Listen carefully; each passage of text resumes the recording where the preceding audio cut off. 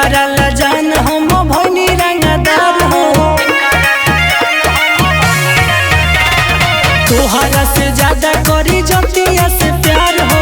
एकरा ला जान हम भइनी रंगदार हो।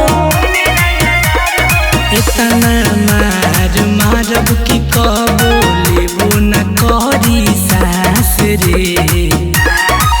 हमारा जाति के केहू देखा दी आँख बिना छिलले को दे हम बास रे। हमारा जाति के केहू देखा दी आँख बिना छिलले को दे हम बास रे।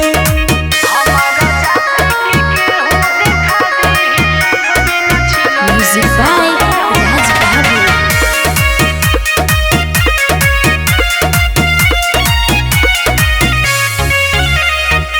हटे जान हमार रोज खाना दान हो। एकरा आगे सभे लागे नादान हो। हटे जान हमार रोज खाना दान हो। एकरा आगे लागेला सब नादान हो। जे अझुराइल हमनी से हो गइल सीधा खलास रे। हमारा जाति के केहू देखा दी आँख बिना छिलले को दे हम बास रे। हमारा जाति के केहू देखा दी आँख बिना छिलले को दे हम बास रे।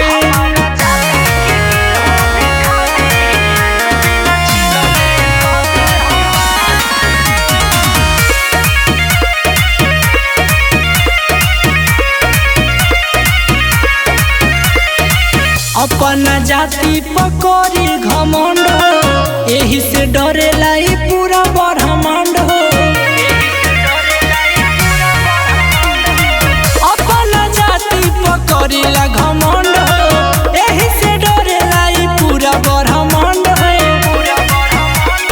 जोशी नीतीश बलवंत मुकेश हमेशा